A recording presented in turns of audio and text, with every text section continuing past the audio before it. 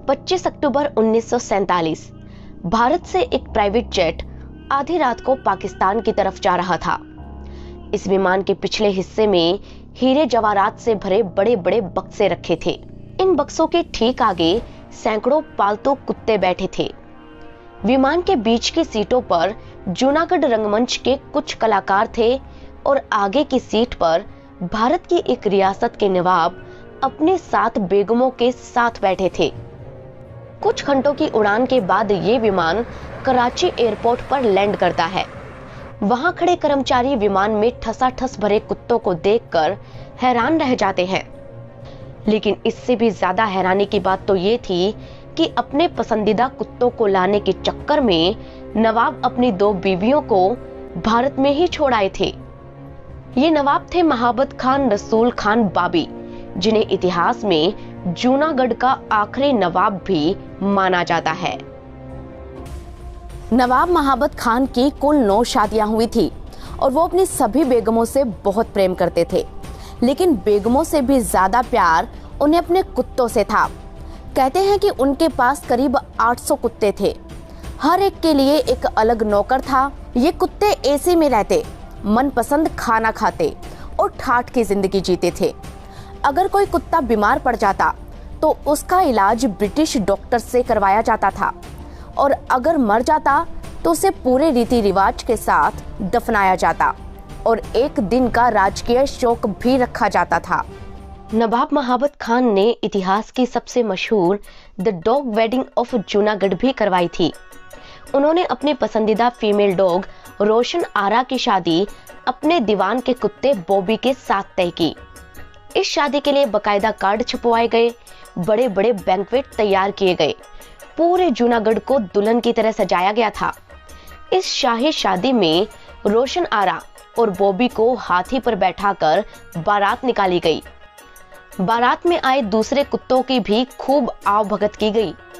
उस दौर में इस रॉयल वेडिंग पर कुल 22,000 रुपए खर्च हुए थे, जो आज के समय में 2.5 करोड़ रुपए के बराबर है।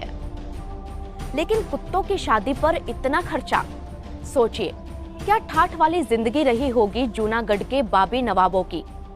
लेकिन अतीत में झांककर देखा जाए तो एक दौर ऐसा भी था जब ये लोग अफगानिस्तान के कबीलों में रहा करते थे और चंद पैसों के लिए लड़ाइयां लड़ते थे। लेकिन भारत में आकर ये नवाब बन गए।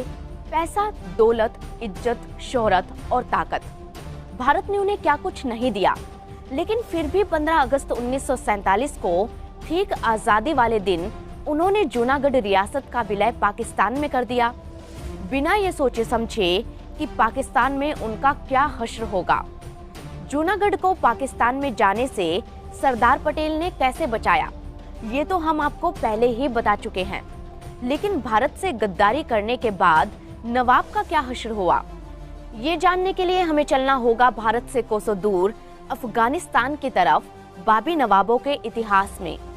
भारत से करीब 2000 किलोमीटर दूर Himalaya, Tian Shan, Suleman, Hindu Kush, Kunlun और काराकोरम के खूबसूरत पहाड़ों को अपने आप में समेटकर बनता है अफगानिस्तान। सदियों पहले अफगान की इन्हीं पहाड़ों की तलहटी में अलग अलग कबीले बसे थे। इन्हीं में से एक था बाबी कबीला। ये पश्तून जनजाति थी, जिसे बाबई भी कहते थे। ये लोग देखने में लंबी चौड़ी कदकाठी के थे और काफी हट्टे कट्टे हुआ करते थे। इसीलिए जब किसी रियासत के राजा या किसी दूसरे कबीले के सरदार जंग में जाते तो इन्हें अपने साथ शामिल कर लेते। ये चंद पैसों के लिए अपनी जान दांव पर लगाकर जंग में उतर जाया करते थे। इतिहास बताता है कि ये वो दौर था जब भारत पर मुगल बादशाह हुमायूं का राज था। अलग अलग रियासतों से जंग लड़ने के लिए हुमायूं को कुछ सैनिक चाहिए थे। तब बहुत से बाबी लड़ाके अफगानिस्तान से भारत आकर हुमायूं की सेना में शामिल हो गए। इन्हीं में से एक थे बहादुर खान बाबी। कहते हैं कि राजमाता कर्णावती ने चित्तौड़ की रक्षा के लिए हुमायूं को राखी भेजी थी। हुमायूं जब अपनी सेना के साथ चित्तौड़ के लिए निकला तो बहादुर खान बाबी भी उनके साथ थे। उन्होंने अलग अलग युद्धों में हुमायूं की काफी मदद की, जिसके कारण वो मुगलों के पसंदीदा बन गए और मुगल दरबार में उनके परिवार को तवज्जो दी जाने लगी। इसके करीब 100 साल बाद मुगल बादशाह बने शाहजहां। उस वक्त तक आधे से ज्यादा भारत पर मुगलों का कब्जा हो चुका था।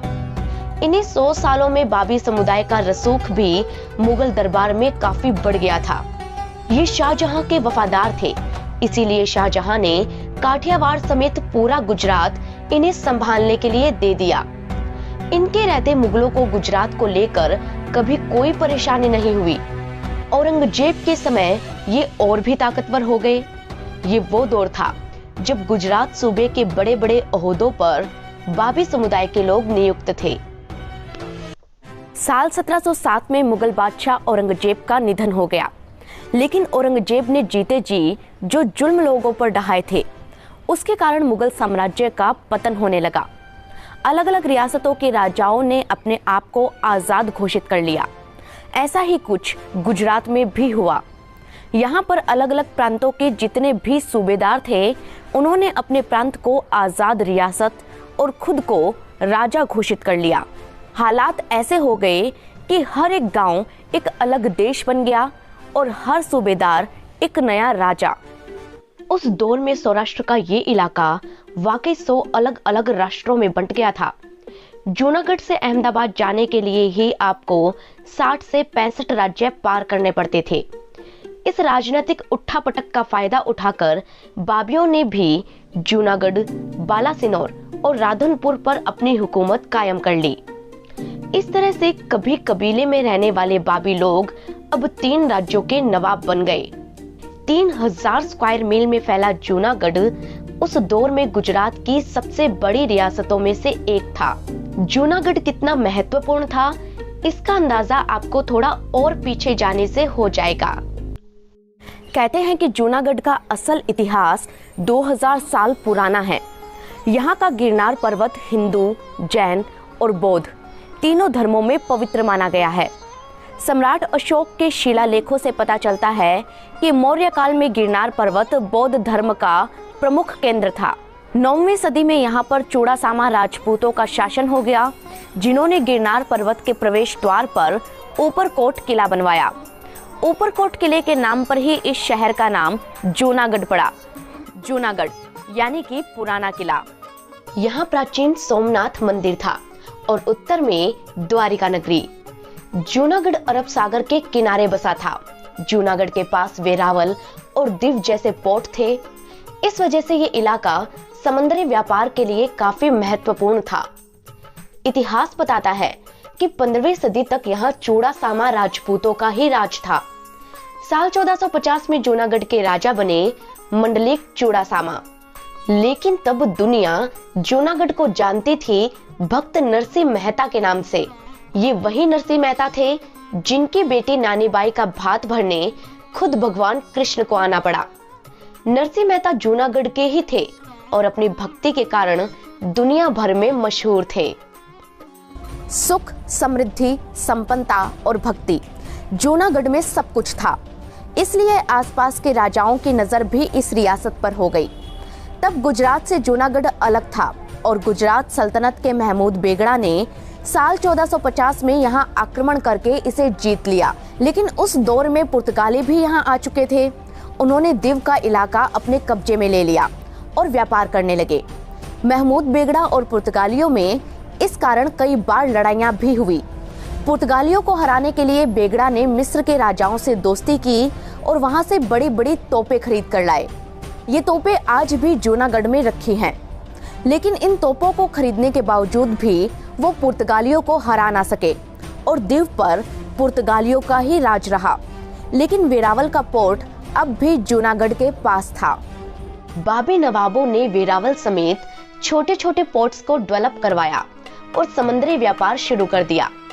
देखते ही देखते जूनागढ़ ने खूब पैसा कमा लिया और अमीर रियासत बन गई। 1870 में जूनागढ़ के दूसरे नवाब बने महाबत खान सेकंड।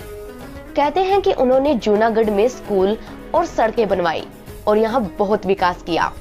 उस दौर में यहाँ सौराष्ट्र के जंगलों का एक बड़ा हिस्सा था।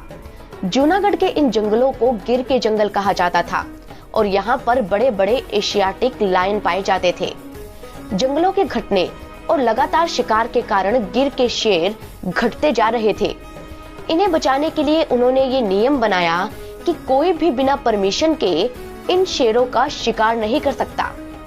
1890 में महाबत खान सेकंड के निधन के बाद उनका एक बेहद खूबसूरत मकबरा बनवाया गया।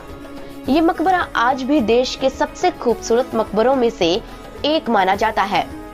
उनके जाने के बाद नवाब बने महाबत खान थर्ड। नवाब महाबत खान को दौलत शोहरत तो विरासत में मिली थी, राजकाज में उनकी ज्यादा दिलचस्पी थी नहीं। उन्हें असली प्यार अगर किसी से था तो वो था उनके कुत्तों से। वो ज्यादातर समय या तो अपने कुत्तों के साथ रहते या फिर विदेशों में छुट्टियां मनाते। राजकाज का पूरा काम यहाँ के दीवान संभाला करते थे। कहते हैं कि साल 1947 में पुराने दीवान काफी बीमार हो गए, इसीलिए शाहनवाज भुट्टो को नया दीवान बनाया गया। जुलाई 1947 में उस वक्त भुट्टो जूनागढ़ का राजकाज संभाल रहे थे और नवाब महाबत खान यूरोप में छुट्टियां मना रहे थे जब हिंदुस्तान की आजादी का ऐलान हुआ। नवाब महाबत खान थर्ड हिंदुस्तान में शामिल होने के लिए तैयार थे, लेकिन भुट्टो और मोहम्मद अली जिन्ना जूनागढ़ के बदले कश्मीर की सौदेबाजी करना चाहते थे। इसीलिए उन्होंने नवाब का ऐसा ब्रेन वॉश किया कि उन्होंने ठीक आजादी के दिन यानी कि 15 अगस्त 1947 को जूनागढ़ के पाकिस्तान में विलय का ऐलान कर दिया। वीपी मेनन, सरदार पटेल और जूनागढ़ के लोगों ने नवाब को समझाने की बहुत कोशिश की। नवाब मान भी जाते, लेकिन भुट्टो ने किसी को भी नवाब से मिलने ही नहीं दिया। आखिरकार जनता विद्रोह पर उतर आई। जूनागढ़ की जनता ने अपनी एक सेना बनाई जिसका नाम था आरजी हुकूमत। आरजी हुकूमत ने एक एक करके पूरे जूनागढ़ पर कब्जा कर लिया। हालात इतने खराब हो गए कि जूनागढ़ को भुट्टो के भरोसे छोड़कर नवाब 25 अक्टूबर 1947 की आधी रात को ही पाकिस्तान भाग गए। कहते हैं कि नवाब के पास विमान एक था और सामान ज्यादा। ऐसे में ये देखने वाली बात थी कि वो किसे लेकर जाते हैं और क्या छोड़कर जाते हैं। लेकिन दुनिया तब दंग रह गई जब नवाब बेगमों को छोड़कर कुत्तों को ले गए। ये बात अगले दिन बॉम्बे समाचार की सुर्खियां भी बनी कि नवाब के साथ कौन कौन गया। उस दौर में कराची पाकिस्तान की राजधानी था। नवाब को इसी शहर में पनाह दी गई। इधर आरजी हुकूमत नवाब के महलों तक पहुंच चुकी थी। लेकिन महल तो भुट्टो के हवाले थे और भुट्टो समझ गए थे कि जूनागढ़ हाथ से निकल चुका है। उधर नवाब ने भी कराची से भुट्टो को संदेशा भेजा जिसमें उन्होंने साफ कहा था कि उनकी प्रजा के साथ कोई भी खून खराबा नहीं होना चाहिए। इसीलिए शांतिपूर्ण ढंग से वो यानी कि भुट्टो जूनागढ़ का भारत में विलय करवा दे। दोस्तों, ऐसा नहीं था कि नवाब को जूनागढ़ की जनता से प्रेम नहीं था, उन्हें जनता की फिक्र थी। इतिहास बताता है कि जूनागढ़ में मुस्लिम नवाब होते हुए भी कभी हैदराबाद या बंगाल की तरह यहाँ दंगे नहीं हुए। यहाँ के बाबी नवाबों ने कभी हिंदुओं को परेशान नहीं किया। लेकिन भुट्टो और जिन्ना ने नवाब महाबत खान थर्ड का ऐसा ब्रेन वॉश किया कि उन्होंने इतना गलत फैसला कर लिया। खैर, 8 नवंबर को भुट्टो ने भारत सरकार से ये अपील की कि वो जूनागढ़ को कब्जे में ले ले। इसके बाद सरदार पटेल खुद यहाँ पहुंचे और उन्होंने लोगों से पूछा कि जो भी भारत के साथ है वो हाथ ऊंचा कर दे। लोगों ने पुरजोर तरीके से भारत का समर्थन किया। कुछ दिनों बाद जूनागढ़ और आसपास की रियासतों में फिर से वोटिंग हुई, जिसे कवर करने के लिए इस बार इंटरनेशनल मीडिया भी मौजूद था। दुनिया भर से आए रिपोर्टर्स ने देखा कि कैसे जूनागढ़ की जनता खूब खुशी से वंदे मातरम के नारे लगा रही थी और भारत के पक्ष में वोट कर रही थी। 2 लाख लोगों ने वोट दिए, जिसमें सिर्फ 91 वोट पाकिस्तान के पक्ष में पड़े और पूरी दुनिया के सामने जूनागढ़ भारत का हिस्सा बन गया। उधर दीवान शाहनवाज भुट्टो की चाल पूरी तरह फेल हो गई थी और उसे भी पाकिस्तान भागना पड़ा। नवंबर 1947 में भुट्टो पाकिस्तान पहुंचे, लेकिन नवाब के उलट उन्हें बहुत बड़ी जमीन दी गई। साथ ही उन्हें इस नए मुल्क की राजनीति में भी काफी तरजीह मिली। भुट्टो एक तेज तर्रार नेता थे और नवाब सीधे साधे थे। इसीलिए भुट्टो के आगे नवाब को किसी ने पूछा तक नहीं। जिन राजाओं और नवाबों ने भारत में अपनी रियासत का विलय किया था, उन्हें खुश करने के लिए भारत सरकार ने उन्हें कुल 34 विशेषाधिकार दिए थे। सरकार ने राजाओं का खजाना, महल और किले उनके अधीन ही छोड़ दिए। यहाँ राजाओं को किसी तरह का टैक्स नहीं देना पड़ता था और उन्हें प्रीवी पर्स भी दिया गया। प्रीवी पर्स में राजाओं को एक निश्चित रकम दी जाती थी। इस रकम का भुगतान उस टैक्स से होता था जो उन राजाओं की रियासतों से मिलता था। राजाओं को ये गारंटी भारतीय संविधान के अनुच्छेद 291 के तहत दी गई। राजाओं को प्रीवी पर्स में 25,000 रुपए से लेकर 26 लाख रुपए तक मिलते थे। लेकिन नवाब महाबत खान तो अपने किले, महल और बंगले जूनागढ़ में ही छोड़कर चले गए थे। अगर वो भारत में रहते तो उन्हें करीब 2-3 लाख रुपए की रकम मिलती, जो उस दौर में कम से कम 50 करोड़ रुपए के बराबर होती।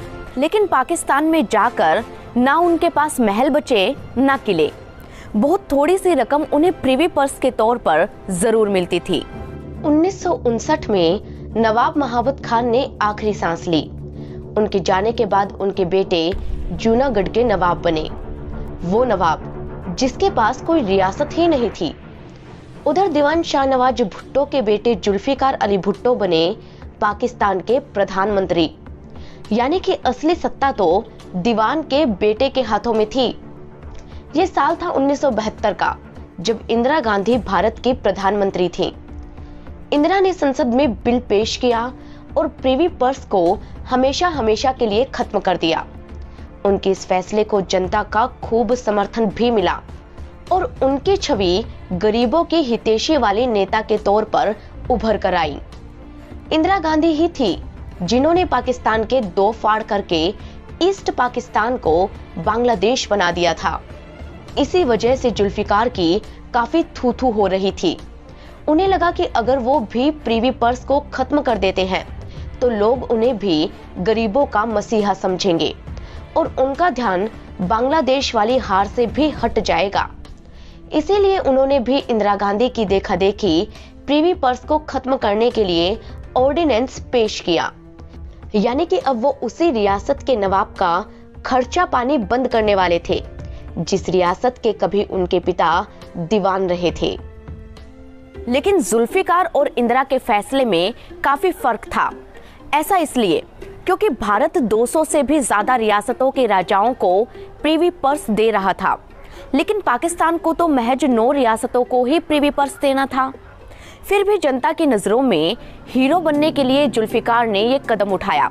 उनके इस फैसले से भारत छोड़कर पाकिस्तान जाने वाले सभी नवाब अपना सिर पीटने लगे।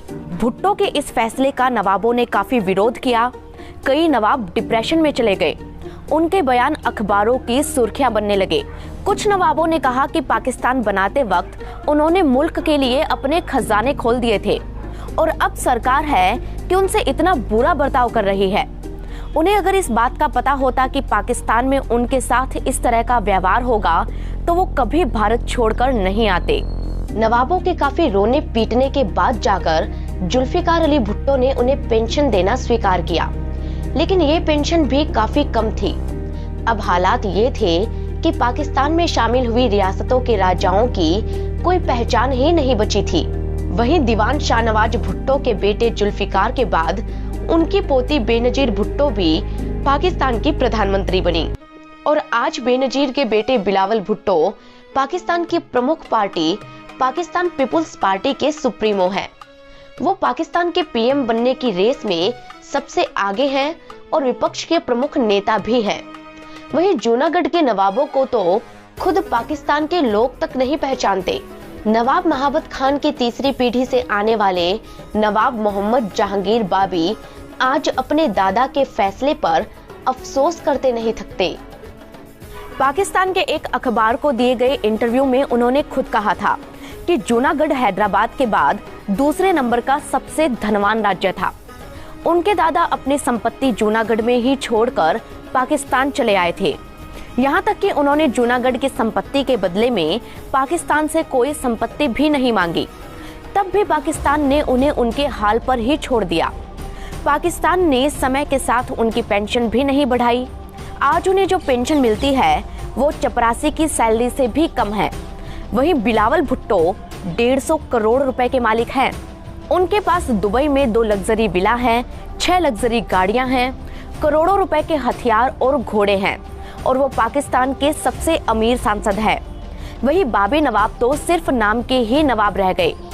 हालांकि ये हाल सिर्फ बाबी नवाबों का नहीं है, बल्कि भारत छोड़कर पाकिस्तान में बसने वाले हर एक नवाब के परिवार की दशा कमोबेश ऐसी ही है। साल 1971 में पाकिस्तान की सरकार ने नवाबों का रॉयल स्टेटस हमेशा हमेशा के लिए खत्म कर दिया। अब ये नवाब भी ना रहे। इसीलिए जूनागढ़ के नवाब का दुख अब भी कभी कभार छलक ही जाता है।